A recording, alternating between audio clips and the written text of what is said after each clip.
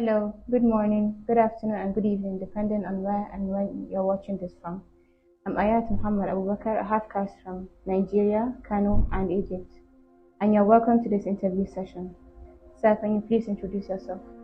Well, I'm Nicholson Precious, a graduate of Evangel University, Akezi, and I am an indigene of River State, a Youth Service Corps member sent to Kano State. Nice. Mr. Nicholson Precious, how long have you been to any part of northern Nigeria? Well, I can't remember me being to any part of northern Nigeria before, so I think this is my first time of coming to the north. And so far, how has your experience in Kano State been? Well, Kano is a beautiful place. Kano is nice. People are, hospitable, and the environment is good.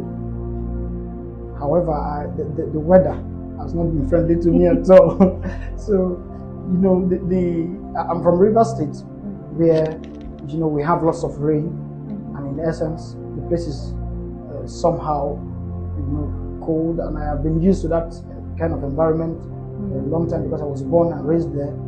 So coming to Kano State, the sun in Kano, sometimes I can hardly walk without a cap on the streets of Kano. So that has been serious. And then in the night, when I sleep, if there is no light, there is no fan, it makes sleeping dangerous for me.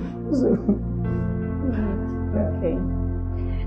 Can you provide some historical background on Kano State and its culture? Well, like I said, I've never been to northern Nigeria before. So, and I have not had so much about them. The only time I did anything concerning northern Nigeria was, I think, in my secondary school, and then I think some part of my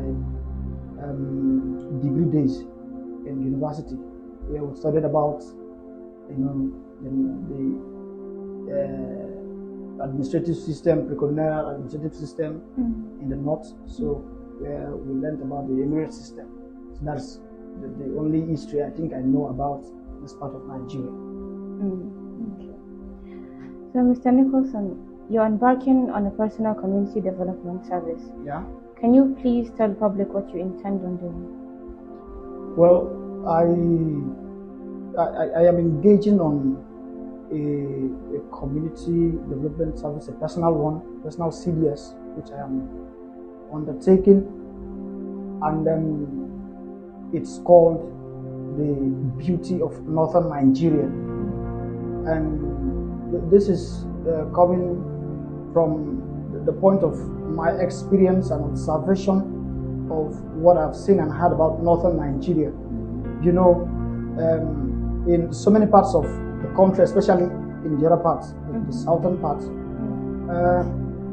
lot of people, let me not say everybody, a lot of people see northern Nigeria as a place of political instability, a high level of insecurity, and probably political non-inclusion, and maybe the hub of economic downturn. So these are the kind of things I want to debunk. In fact, the day I received my call-up letter, and it showed that I was posted to Kano State, I can remember how depressed my mom was, and every member of the family was feeling bad. I'm coming to Kano, and in fact, coming here, I remember the first day I came, people were calling me, family members, to know my safety. So you can imagine that. So this is just a little of what people think. People think this place is a place where you can't inhabit, and then for example, if I go to my place where I come from and I tell people that Medjugorje It's one of the most peaceful places in the north now. And people will think you are mad. so that is it. So this is what I want to debunk. This is what I want to change the narrative of how people see northern Nigeria, because this has affected, the unity of the country. I must be plain. It has affected the unity of the country, and in fact, the purpose of NYSC somehow I feel has been a bit reduced because of how people see northern Nigeria. After the war, the civil war, NYSC was created as a strategy to reduce the outbreak of another war, and as means of maintaining peace and order in the country. But the situation we find ourselves in now, where they sent you service corps members to the north, and most of them will redeploy. It's not funny at all. It's not just good. And then I found out that this has, as I earlier said, killed, or let me say, is gradually killing, the original rationale behind the creation of NYSC. Because the creation of NYSC was that Nigerian youths, especially graduates, will be shuffled throughout the country, so that somebody from Anambra can be in Bauchi, somebody from Sokoto can be in Rivers, somebody in Akwa Ibom can come to Adamawa, somebody from Edo can be sent to Kebbi. This was the original idea of NYSC. But a situation whereby, like in my set, which is the batch A stream 2, the day the redeployment form came out, and then people were asked to come and pick it, if you see the crowd that stood to collect that form, in fact, I can say that more than half of Southerners collected that form. I don't want to exaggerate, because I think I saw up to 80% of them, because the hostels that day was literally empty. People lined up. There was no even space to even stand. If you want to collect, there was no space. So most people went for it, collect the form. And when I decided to inquire about why most of them did this, I discovered that it was because of these informations they had about this place. Even if it is you are from that side, if they tell you what they say about this place, you too will be in that same shoe. Yes. So that is the thing. Okay, Mr. Nicholson, having heard your explanation, what are some challenges or issues you're facing on your documentary? Okay, I think the major issue I am facing in this, one of them is the issue of language barrier. I came to Kano State and I discovered Hausa is a prevalent language being spoken here.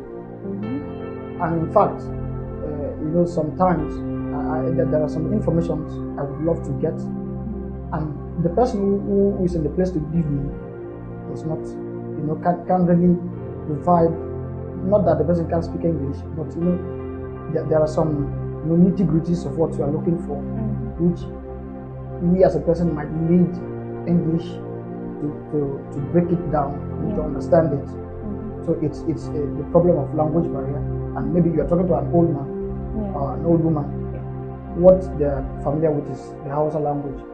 So I've not been able to catch up with Hausa for now, but I believe I will learn. I will learn. Before I finish, I should be able to speak Hausa if God helps me. We hope so.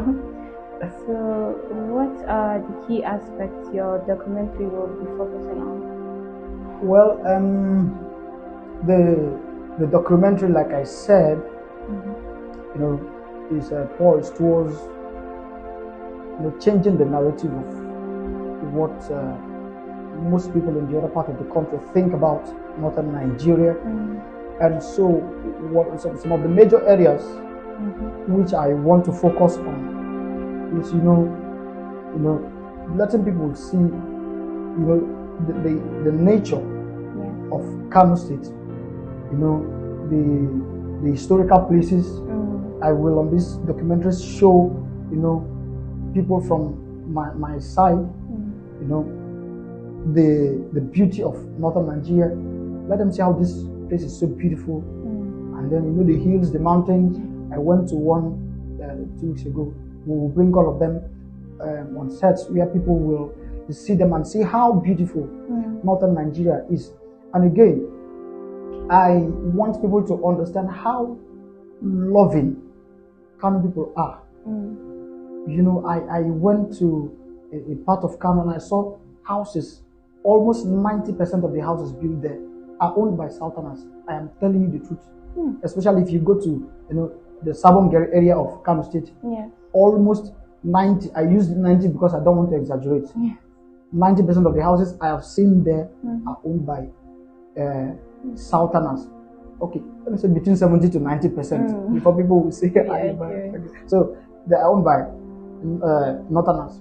It is only a loving person and someone who is hospitable that will allow you to buy land in a major city like Kano and ask you to start building houses. You know, permanent houses. You have the document of your houses, so it shows how loving Kano people are. And again, I want to show, you know, the rest of Nigeria and the world that there is religious tolerance here in Kano State. It is not as people say. You know, I came to Kano and I saw churches everywhere. Churches are built everywhere. There are a good number of, you know, Christian denominations here and other religions that might be here that I've not seen. But there are a good number of churches here in Kano. And in fact, it has helped the development of Kano. Some weeks ago, the Dunamis Church, you know, commissioned a road, built and commissioned a road in a part of Sabongeri. So, and they even allowed, the state government allowed them to name it after the church. So there's a road called Dunamis Road in Kano. So I want to show people that there is, you know, religious tolerance here in Kano. And again, I discovered that Sultanas in Kano here are running for political offices.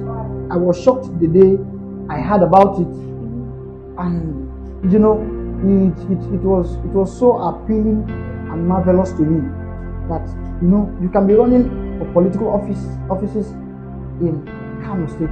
So this is what I want people to know. Look, the brothers are here running for political office. They wouldn't be doing that if people, if they are making the place, you know, politically, you know, not comfortable for them. That there's an inclusion, political inclusion in Kano State. So these are many more things. So I want to show the rest of Nigeria and the world. I just want to let them to know that, you know, northern Nigeria is a beautiful and wonderful place anybody can be. This is nice. So how are you conducting your documentary? Are you interviewing locals or other methods? Yes, I intend to bring in, you know, the locals also into it. I intend to go to, you know, the interiors of Kano State. Let them see, let my people see, and the rest of the world see the interiors of Kano State.